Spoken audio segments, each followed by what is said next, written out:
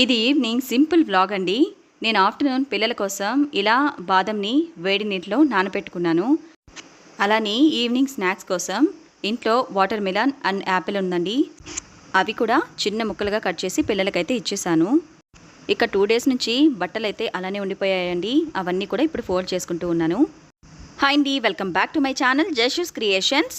ఎలా ఉన్నారు అందరూ? నేనైతే చాలా బాగున్నాను. మీరు ఇంకా బాగుండాలని కోరుకుంటున్నాను.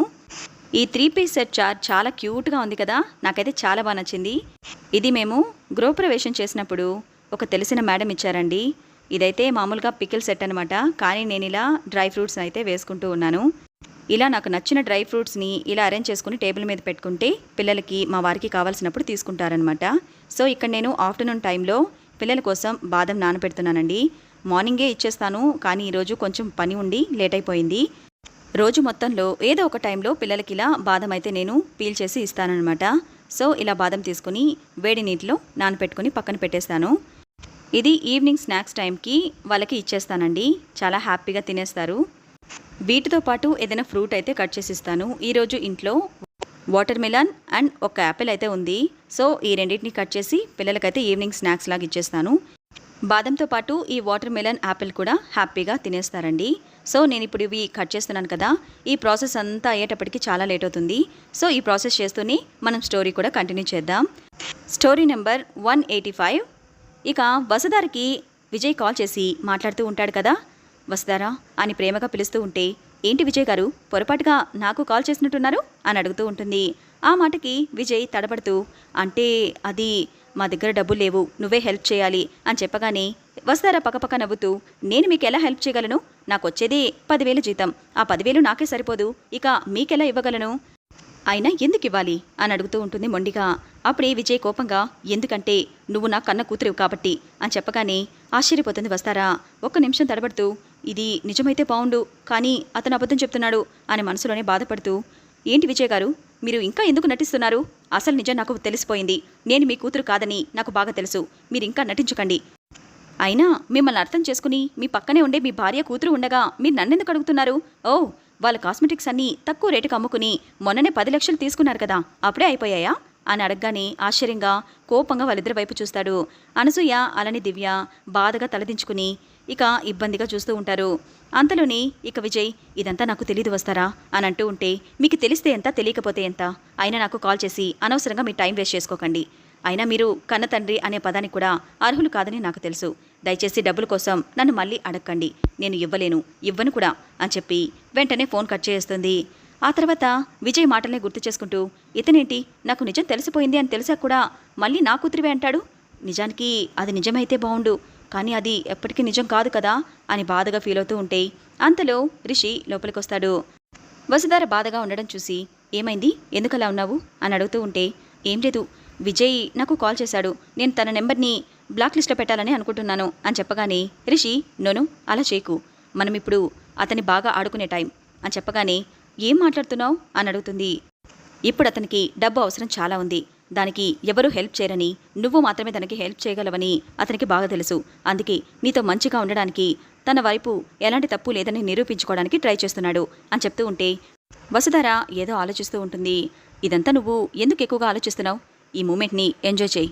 నిన్ను వాళ్ళు ఎంతలా అవమానించారు, మీ అమ్మగారిని ఎంతలా బాధ పెట్టారు, అవన్నీ మీరు రివెంజ్ తీర్చుకోవాలి కదా. అత్తయ్యగారు లేకపోయినా నువ్వు రివెంజ్ తీర్చుకోవాలి. అందుకే కాసేపు సైలెంట్గా ఉండు, వాడికి ఆ హోప్ ఇవ్వు. నువ్వు తనకి హెల్ప్ చేస్తావని నమ్మకంతో ఉంటాడు, నువ్వు లాస్ట్కి హెల్ప్ చేయకూడదు అని మాట్లాడగానే, మీ బిజినెస్ బుద్ధులు బాగానే చూపిస్తున్నావు కదా, కానీ నాకు కూడా నచ్చింది, సరే అలానే చేస్తాను అని చెప్తూ ఉంటే, అయినా మరొక విషయం, ఏం జరిగినా సరే నువ్వు ఎక్కువగా ఆలోచించి బాధపడకూడదు వస్తారా, ధైర్యంగా ఉండాలి అని చెప్పేసరికి తప్పకుండా అని అంటుంది. ఆ తర్వాత 2 రోజులు అలా గడిచిపోతూ ఉంటాయి.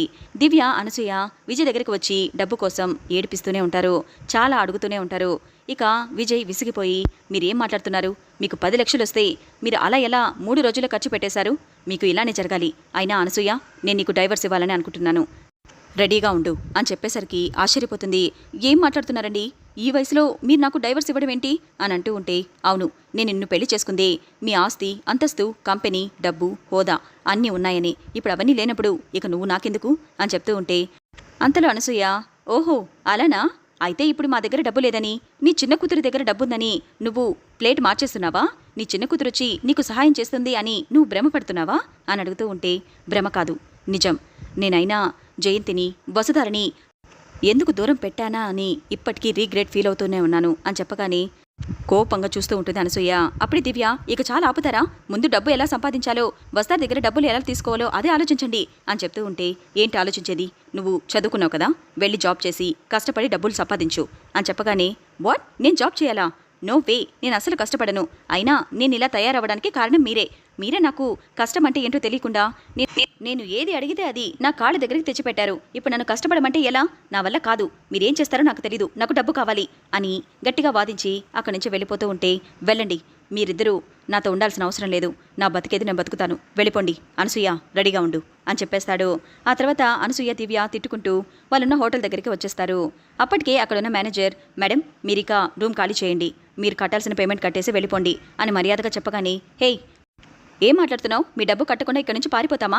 తప్పకుండా మీ డబ్బు పే చేస్తాం, మమ్మల్ని లోపలికి వెళ్ళనివ్వండి అని గొడవ చేస్తూ ఉంటే, మీరు ఎక్కడికి వెళ్తున్నారు? మీరు డబ్బులు పే చేయలేరని మాకు బాగా తెలుసు. మీ కంపెనీలు, మీ ఆస్తులన్నీ పోయాయి కదా, ఇక ఎలా డబ్బు కడతారు? అది మాకు తెలియదు అనుకున్నారా? మర్యాదగా ఇక్కడి నుంచి వెళ్ళిపోండి అని చెప్తూ ఉంటే, ఏంట్రా మర్యాద మాట్లాడుతున్నావు అని చెప్పి వెంటనే మేనేజర్ చెంప పగలగొడుతుంది దివ్య. అది చూసి మేనేజర్ వెంటనే పోలీస్ కేసు పెట్టేస్తాడు. అయ్యో మమ్మీ, పొరపాటైపోయింది, నువ్వేదో ఒకటి చేసి నన్ను కాపాడు మమ్మీ ప్లీజ్ అని వేడుకుంటూ ఉంటే, దివ్య, నువ్వు ఒక్కసారి కూడా నీ నోటిని అదుపులో పెట్టుకోలేవా? ఇప్పుడు ఏం జరిగిందో చూడు, నువ్వు మళ్ళీ జైలుకి వెళ్తున్నావు అని బాధగా ఫీల్ అవుతూ ఉంటుంది. అప్పుడే దివ్య, వద్దు మమ్మీ, నేను మళ్ళీ వెళ్ళలేను, ప్లీజ్ కాపాడు అని అరుస్తూ ఉంటే, అంతలో పోలీసులు వచ్చి మళ్ళీ దివ్యని అరెస్ట్ చేసి తీసుకుని వెళ్ళిపోతారు. అప్పుడే అనసూయ వచ్చి విజయ్ని వేడుకుంటూ ఉంటుంది. విజయ్, మీకు దండం పెడతాను, దయచేసి నా కూతురిని కాపాడు, తనని పోలీసులు తీసుకుని వెళ్లారు అని చెప్పగానే, ఇదంతా మీ వల్లే కదా, అయినా మీకు అలానే జరగాలి, అయినా నేను ఈ విషయంలో ఎలాంటి హెల్ప్ చేయలేను, ఇక్కడి నుంచి వెళ్ళిపో అని అరుస్తూ ఉంటే, ఇంత కఠినంగా ఎలా మారిపోయావు? అయినా డబ్బు కోసం కన్న కూతురి విషయంలో కూడా ఇంత కఠినంగా ప్రవర్తిస్తావని అనుకోలేదు. అయినా ఒక్కసారి ఆలోచించు, దివ్య కెరియర్ ఇప్పుడు పూర్తిగా నాశనం అయిపోతుంది, దయచేసి నాకు హెల్ప్ చేయి అని అడుగుతూ ఉంటే, నేనేం చేయాలి అని అంటూ ఉంటాడు. వసుధారికి కాల్ చేయి, వసుధారిని హెల్ప్ చేయమని చెప్పు, నువ్వు అడిగితే తప్పకుండా చేస్తుంది, ప్లీజ్ అని ఫోర్స్ చేస్తుంది. ఇక విజయ్ చేసేదేమీ లేక మళ్ళీ వసుధారికి కాల్ చేస్తాడు. అప్పటికే వసుధారా రివాన్తో ఆడుకుంటూ ఉంటుంది. అంతలో ఫోన్ రావడంతో ఇతనికి ఎన్నిసార్లు చెప్పినా ఎంత చెప్పినా బుద్ధి లేదు అని అనుకుంటూ ఉంటే, అంతలో మళ్ళీ ఫోన్ లిఫ్ట్ చేస్తుంది. అప్పుడే అనసూయ ఫోన్ తీసుకుని, వస్తారా, నువ్వు ఎలాగైనా మీ నాన్నకి హెల్ప్ చేయాలి, నువ్వు డబ్బు తీసుకుని రా, ఆయన నీ విషయంలో చేసింది తప్పే, కానీ ఎంతైనా నీకు కన్న తండ్రి కదా, ఆయన ఈ పరిస్థితిలో ఉన్నప్పుడు నువ్వు అలా ఎలా వదిలేస్తావు? నేను నీ మీద కేసు వేస్తాను అని చెప్పగానే వస్తారికి ఒళ్ళు మండిపోతుంది. ఏంటి, కేసు పెడతారా? పెట్టుకోండి, ఏమని కేసు పెడతారో అన్నీ పెట్టుకోండి. ఫైనల్గా కోర్టుకి వెళ్తారు. కోర్టులో నన్ను డబ్బు కట్టమని చెప్తే నాకొచ్చే జీతానికి నేను 10,000 మాత్రమే కట్టగలను. ఆ 10,000 మీకు ఒక్క పూటకు కూడా సరిపోదు. ఇక కేసు పెట్టి ఏం లాభం? పైగా ఇక వాయిదాలంటూ మిమ్మల్ని కోర్టు చుట్టూ తిప్పుతారు. దానికోసం మీకు డబ్బులున్నాయా?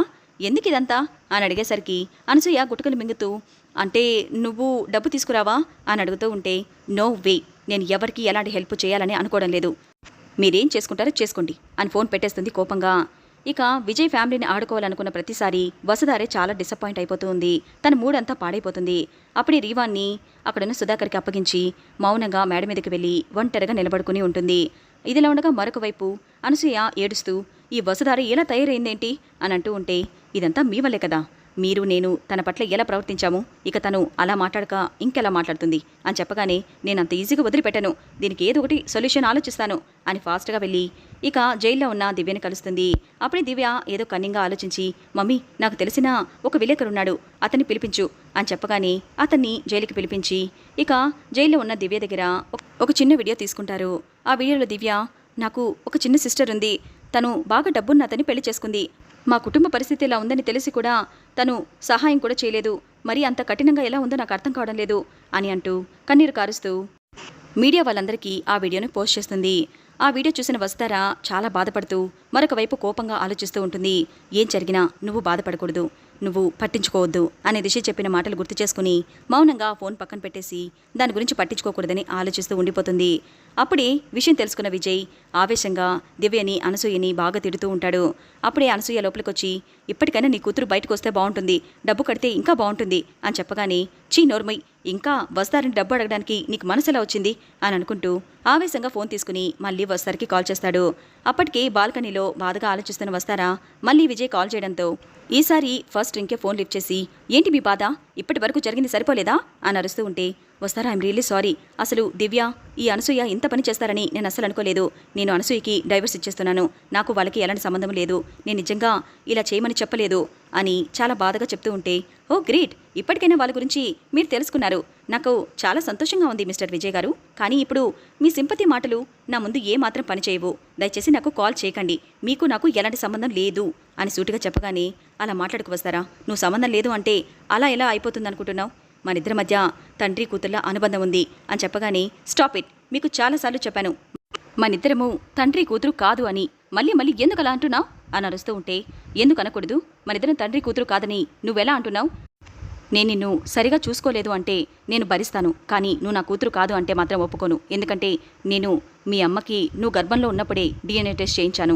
ఒక్కసారి కాదు 2 సార్లు చేయించాను సో నేను అందుకే అంత ఖచ్చితంగా చెప్పగలను నువ్వు నా కన్న కూతురివే అని చెప్పగానే ఆశ్చర్యపోతుంది వస్తారా ఏం మాట్లాడాలో తెలియక తడబడుతూ నువ్వేం మాట్లాడుతున్నావు నీ మాటలు నేను అస్సలు నమ్మను నువ్వు డబ్బు కోసం ఏమైనా చేస్తావు అయినా ఇంకొకసారి నాకు కాల్ చేయొద్దు అంతే అని ఫోన్ పెట్టేస్తుంది ఆ తర్వాత టెన్షన్గా ఆలోచిస్తూ విజయ్ని తలుచుకుంటూ ఉంటుంది అప్పుడే రిషి ఇంటికి వచ్చేస్తాడు కింద రివాన్ అలానే సుధాకర్ ఇద్దరు ఆడుకుంటూ ఉంటే అంతలో లోపలికి వచ్చి సుధాకర్ నువ్వు బాబుతో ఉన్నావేంటి వస్తారా రాలేదా అని అడుగుతూ ఉంటే మేడం మీద ఉన్నారు సార్ ఏదో ఫోన్ కాల్ వస్తే మేడం మీదకి వెళ్ళారు మేడం మూడేం బాగాలేనట్టుంది అని చెప్తూ ఉంటే అవునా నేను తెలుసుకుంటానులే అని చెప్పి బాబు దగ్గరికి వచ్చి రివాన్ మై బాయ్ ఏది ఓసారి నాన్న అని అంటూ ఉంటే ఇక రివాన్ బుజ్జిగా అమ్మా అని చిన్నగా అంటాడు అప్పుడే రిషి హరే అమ్మ అంటున్నావా అని ప్రేమగా ముద్దు పెట్టగానే రివాన్ కూడా రిషికి ముద్దు పెడుతూ తన చిన్న చిన్న పళ్ళతో రిషిని కొరుకుతూ ఉంటాడు ఇక రిషి బుగ్గురుద్దుకుంటూ అబ్బా అలా కొరికేసావేంట్రా అని అంటూ ఉంటే కిలకిలా నవ్వేస్తాడు సరే నేను వెళ్ళి మీ అమ్మని తీసుకుని వస్తాను అని వెళ్తూ ఉంటే ఇక వెంటనే రివాన్ అమ్మా అని చిన్నగా పలుకుతూ ఉంటాడు వాడి బుజ్జి మాటలు విని చిన్నగా నవ్వుకుంటూ మీ అమ్మని తీసుకుని వస్తాను ఇక్కడే ఉండు అని చెప్పి బాబుని మళ్ళీ సుధాకర్కిచ్చి వస్తార్ కోసం మేడ మీదకి వెళ్తాడు వస్తారా ఏదో పరధ్యానంగా ఉండేసరికి ఏమైంది ఎందుకలా ఉన్నావు అని అడుగుతూ ఉంటే ఏం లేదు అప్పుడే వచ్చేసావా అని అంటూ ఉంటే నేను వచ్చి చాలాసేపు అయింది కింద బాబుతో ఆడుకుంటున్నాను అవును రివా నిన్ను అమ్మా అని అడుగుతున్నాడు అని చెప్పగానే వస్తారా చిన్నగా నవ్వుతూ అవును ఈ మధ్య వాడు నన్ను అమ్మ అని పిలుస్తున్నాడు వాడికి మాటలు కూడా వచ్చేస్తున్నాయి ఎంత హ్యాపీగా ఉందో తెలుసా అని నవ్వుతూ ఉంటే సరే ఇప్పుడు విషయం ఏంటో చెప్పు అని వస్తారా హెయిర్ని చెవి వెనక్కి పెడుతూ మాట్లాడుతూ ఉంటే వస్తారా చిన్నగా ఆలోచిస్తూ ఆ విజయ్ మళ్ళీ కాల్ చేశాడు అని బాధగా చెప్తూ ఉంటే రిషి ఎందుకు వాళ్ళ కూతురు మళ్ళీ జైలుకి వెళ్ళిందనా నిన్ను మళ్ళీ సహాయం అడుగుతున్నాడా అని అడుగుతూ ఉంటే అది కాదు రిషి నేను తన కన్న కూతుర్నేనని తను DNA టెస్ట్ కూడా చేయించానని నాతో గట్టిగా వాదిస్తున్నాడు అని చెప్పేస్తుంది ఆ మాటలకి స్టన్ అయిపోతాడు Rishi what Vijay DNA test చేయించానని చెప్పాడా అని అడుగుతూ ఉంటే అవును నాకు అసలు నిజం తెలియదనుకుని అలా కావాలని చెప్పాడేమో డబ్బు కోసం ఈ మనిషి ఏమైనా చేసేలా ఉన్నాడు లేకపోతే ఏంటి మన దగ్గర ఆల్రెడీ నేను తన కూతుని కాదని ప్రూఫ్ ఉంది కదా మళ్ళీ తను ఎందుకు ఇలా అబద్ధాలు ఆడుతున్నాడు అని బాధగా చెప్తూ ఉంటే రిషి మనసు మాత్రం వస్తారా విజయ్ DNA రిపోర్ట్ చేయించాడు అని చెప్పిన దగ్గరే ఆగిపోయి ఉంటుంది ఒక్క క్షణం అలా ఆలోచిస్తూ నిజంగానే ఆ విజయ్ వసుధారికి తనకి DNA రిపోర్ట్ చేయించుంటాడా అయితే అది నిజమైతే మరి మా దగ్గర ఉన్న రిపోర్ట్ ఏంటి అని ఒక్క క్షణం ఆలోచిస్తూ ఉండిపోతాడు రిషి ఇంతటితో ఈరోజు స్టోరీ ఎండ్ అయిపోతుంది చాలామంది రిషిధార పరిణయం ప్రేమ కావాలి ఓల్డ్ ఎపిసోడ్స్ అన్ని డిలీట్ అయిపోయాయి మళ్ళీ పెట్టండి అని అడుగుతున్నారు కదా తప్పకుండా 2 స్టోరీస్ నేను ఫస్ట్ నుంచి అప్లోడ్ చేస్తానండి అలానే కొత్త వాళ్ళు ఎవరైనా మన ఛానల్ చూస్తుంటే మన స్టోరీస్ నచ్చితే తప్పకుండా సబ్స్క్రైబ్ చేసుకోండి చూసారు కదా ఫైనల్గా బట్టలన్నీ ఫోల్డ్ చేశాను ఎగ్జాక్ట్గా నాకు ఇవన్నీ ఫోల్డ్ చేసి సపరేట్గా పెట్టేటప్పటికే 1 అవర్ టైం పట్టింది ఇక ఇక్కడి నుంచి కబోర్డ్లో అన్నీ సర్దేటప్పటికి మరొక ½ అవర్ టైం అయితే పడుతుంది సో నేను బట్టలు రెగ్యులర్గా ఫోల్డ్ చేసి పెట్టేస్తూ ఉంటాను కాకపోతే ఈ మధ్య పిల్లలు ఇద్దరు ఇంట్లో ఉన్నారు కదా సో నాకు టైం అస్సలు కుదరట్లేదు అందుకే ఇలా 2 డేస్కి ఒక్కసారి అయితే ఫోల్డ్ చేసి పెట్టుకుంటున్నాను ఈ వీడియో ఎలా అనిపించిందో నాకు కామెంట్లో చెప్పండి వీడియో నచ్చితే ప్లీజ్ లైక్ చేయండి షేర్ చేయండి సబ్స్క్రైబ్ చేసుకోండి